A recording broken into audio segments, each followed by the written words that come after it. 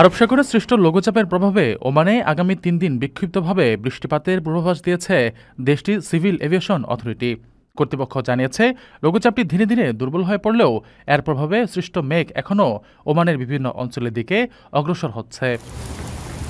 স্যাটেলাইটের ছবি এবং আবহাওয়ার চার্ট বিশ্লেষণ করে সিভিল এভিয়েশন অথরিটির প্রকাশিত সর্বশেষ তথ্য অনুযায়ী দেশের বিভিন্ন অংশে মেঘের সক্রিয় উপস্থিতি লক্ষ্য করা গেছে।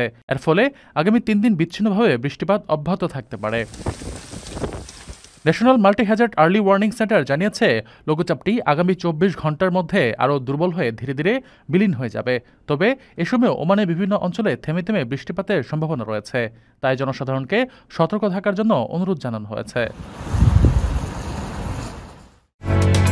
ওমানের সেরা রেট দিচ্ছে বাংলাদেশি প্রতিষ্ঠান গালফ এক্সচেঞ্জ। প্রিয়জনকে টাকা পাঠাতে আজই আসুন আমাদের যে কোনো ব্রাঞ্চে অথবা কল করুন স্ক্রিনে দেয়া নাম্বারে। গালফ এক্সচেঞ্জ, বাংলাদেশিদের প্রিয় এক্সচেঞ্জ।